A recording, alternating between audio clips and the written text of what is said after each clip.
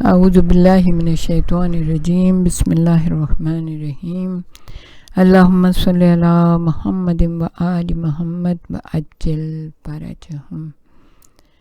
جہان علم city of knowledge academy سے آپ کی بیوی جان آپ سے مخاطب ہیں۔ السلام علیکم ورحمۃ اللہ وبرکاتہ۔ قرآن حکیم ارشاد فرما رہا ہے، پروردگار عالم قرآن حکیم سے کے ذریعے ہم سے مخاطب ہے، ارشاد فرما رہا ہے بسم اللہ الرحمن الرحیم انی لا اضیع عمل عامل منکم من ذکر او انثی۔ کیا کہا؟ ہم تمہارے عمل کی جزا ضائع نہیں کریں گے، یعنی جس نے کیا اس کے عمل کی جزا ضائع نہیں کریں گے۔ ہم تمہارے عمل کی جزا ضائع نہیں کریں گے، مرد ہو یا عورت، جس نے بھی جو عمل کیا ہے اس کی جزا اس کو دنیا میں بھی ملے گی، اس کو آخرت میں بھی ملے گی۔ کتنی خوبصورت بات ہے۔ خواتین کہتے ہیں ہمارے بارے میں تو ہے ہی نہیں کچھ قرآن میں، بس آپ پڑھیں تو صحیح نا قرآن، تو آپ کو پتہ چلے گا کہ کیا کچھ پروردگار عالم نے آپ کے لیے رکھا ہے۔ تاریخ کے دمکتے چہرے اور دبستان اسلام کی تربیت یافتہ پاک و دلیر مردوں کی ہم پایا عفت مآب با عظیمت اسی زمین کی اور سب جیسی شکل و صورت والی خواتین، ویسی ہی فطرت و جبلت، اسی طرح ماں اور باپ کی گودوں میں پلی ہوئی، کچے مکانوں یا صحرائی خیموں میں زندگی گزارنے والی، مگر مقاصد سے باخبر، مومنہ، مخلص، راست باز۔ ان خواتین کے اخلاق و کردار کے بارے میں جتنی بھی باریک بینی سے کام لیا جائے، اسی قدر ان کی شخصیت مدح و ثنا کی مستحق اور اپنی کیریکٹر بلڈنگ کے لیے مناسب رہے گی۔ جس قدر ان کی عزت، گہرائی اور ہمہ جہتی کی کسوٹی پر کسی جائے، اسی قدر حیرت بڑھانے والی با عظیمت خواتین کون تھیں؟ انہوں نے کیا کارنامہ انجام دیا کہ قیامت تک ایسی خواتین نظر نہیں آتی؟ لیکن ہمیں چاہیے کہ ہم ان جیسا نہیں بھی بن سکتے، بہرحال تھوڑا تھوڑا، کم لیکن کچھ اپنے کردار میں تبدیلی لائیں۔ یہ 2.25 مہینے بہت بڑے مہینے ہوتے ہیں، بہت کچھ سنتے ہیں ہم، لیکن اگر ہم 30 سال سے وہی باتیں سن رہے ہیں لیکن ہم نے کوئی غور و فکر نہیں کیا، ہم نے کوئی بحث و جدال نہیں کیا، ہم نے اپنے کردار کو بلند نہیں کیا، تو پھر سمجھیں کہ ہم ہارے ہوئے ہیں۔ وہ کیسی عورتیں تھیں؟ مؤدب، مہذب، مہربان، رحم دل، خبث سے باطن اور کدورت اور حسد سے پاک، سراپے فضیلت و تقوی، سب کی سب ایک مقصد لیے ہوئے تھیں، سب کے احساسات یکساں تھے، سب بلند شعور کی حامل تھیں۔ تاریخ عاشورہ کی زنجیر میں ایک دوسرے سے وابستہ کڑیاں، ایک کو بھی الگ کر لیجئے تو یہ شیرازہ بکھر جائے گا۔ سب خواتین کی طرح اپنے دل میں کربلا کی خواتین بھی احساسات اور جذبات رکھتی تھیں۔ ہاں، یہ ضرور تھا کہ تربیت کی بدولت وہ جذبات کے قابو میں نہ تھیں، جذبات پر انہوں نے قابو پا لیا تھا، اس لیے وہ بااصول اور مثالی بن گئی تھیں۔ عام خواتین کی طرح وہ بھی آسودہ زندگی بسر کرنا چاہتی تھیں۔ انہیں بھی خواہش تھی کہ اپنے جوان یا بوڑھے شوہروں کے ساتھ شب و روز گزاریں، آزادی سے بولیں، چالیں، ہنسیں اور اپنی زندگی کو پرلطف بنائیں۔ ہم سن، ہم محلہ اور خاندان کی عورتوں میں بیٹھ کر رشک و حسد، چغل خوری اور عیب جوئی اور قصے کہانیوں میں وقت گزار دیں، دل فریب آرائش اور نمود و نمائش کے مقابلوں میں دوسروں کو نیچا دکھائیں۔ مگر نہیں، ان خواتین نے ذمہ داری اور اپنی شخصیت کا احساس کیا۔ وہ فرض شناس ثابت ہوئیں. انہوں نے غور و فکر سے کام لیا، جو آج کل ہم نہیں کرتے ہیں. ان کا فیصلہ کچھ اور تھا. اس دور پرآشوب، اس عہد فتنہ پرور اور فریب و فساد کے عالم میں خاموش تماشائی بنے رہنا ان کے نزدیک معقول نہ تھا.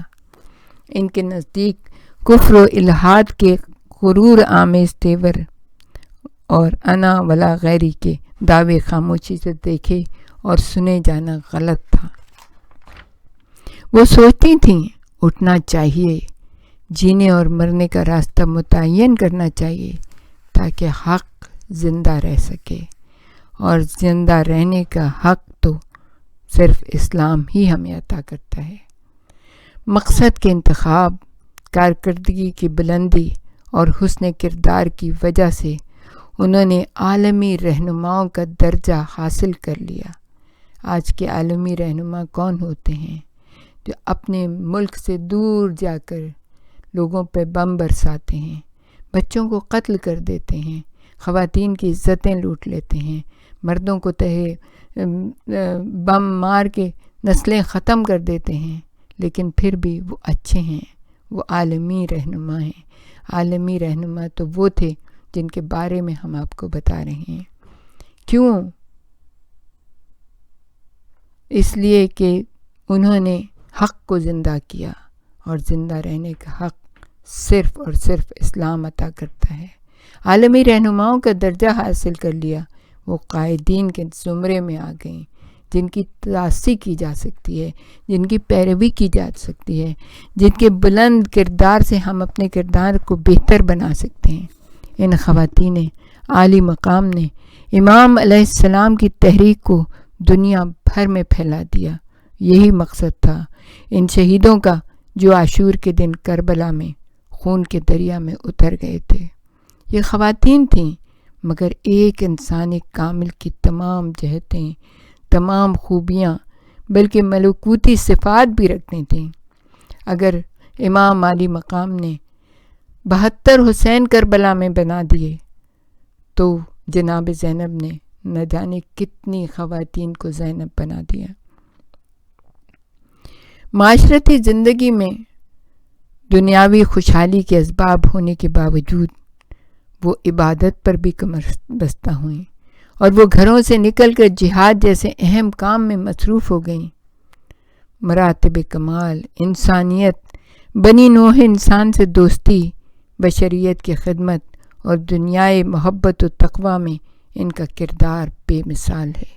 آگے بڑھ کر ہم ضرور ان خواتین کی جو زندگی ہے اس کے گوشوں کو بے نقاب کریں گے اور ان کے کردار کے اوپر گفتگو کریں گے. اگر انسانیت کے درخت میں صرف یہی پھل پھول ہوتے اور دوسری مخلوق ایسی نہ بھی ہوتی تو بس کافی تھا. ان خواتین نے انسانی تخلیق کو بامقصد سمجھا، با فلسفہ جانا، اس کی فلسفی کو سمجھا اور اسے بلند نگہی کے ساتھ اعلیٰ پیمانے پر عمل کر کے دکھا دیا. بہت سے معاملات میں جن میں بظاہر مردوں سے امید سربراہی ہوتی ہے وہ آگے آگے چلتے ہیں. تاریخ عاشورہ اس سے مستثنیٰ ہے. جہاں پہ مردوں کی ضرورت تھی مردوں نے اپنے کردار کو نبھایا، اور جہاں پہ خواتین کا مسئلہ آ گیا خواتین نے اپنے کردار کو نبھایا. اور اسی لیے پروردگار عالم کہتا ہے ہم تمہارے عمل کی جزا کو ضائع نہیں کریں گے، مرد ہو یا عورت. کتنی عظیم ہو گئیں وہ خواتین. یہاں مرد افغان مسائل ہیں مگر خواتین انہیں حل کرتی ہیں. پھر نسوانیت، لطافت، نسوانی انداز اپنے وجود کا اثبات بھی نظروں سے اجھل نہیں ہونے دیتی. یعنی کام مردانہ وار ہیں اور طریقہ احترام نسوانیت کا ہے. عزیزان گرامی، جتنا ان خواتین کے کردار کو اجاگر کیا جائے، جتنا ان کو پڑھا جائے، ان کو سنا جائے، اتنا ہی اپنے کردار میں، اپنے عمل میں تبدیلی لانے کو دل چاہتا ہے. ایسا بننے کو دل چاہتا ہے جو دنیا میں بھی کامیاب ہیں. 1400 سال معمولی نہیں ہوتے، بہت طویل عرصہ ہے، بہت طویل. لیکن انہوں نے وہ طویل عرصہ طے کر لیا، چاہے ننگے پاؤں ہی کیا، مگر وہ طویل عرصہ آج بھی ان کا نام باقی ہے اور قیامت تک باقی رہے گا، یہاں تک کہ قیامت میں بھی لوگ مرد سر اٹھا کے دیکھیں گے کہ یہ کون سی ہستیاں ہیں، کون عظیم، کیونکہ اللہ کسی کے عمل کے اجر کو ضائع نہیں کرتا۔ ہمارے ساتھ ہی رہیے گا، ہم آپ کو اور بھی بہت کچھ بتانا چاہیں گے۔ وآخر دعوانا ان الحمد للہ رب العالمین۔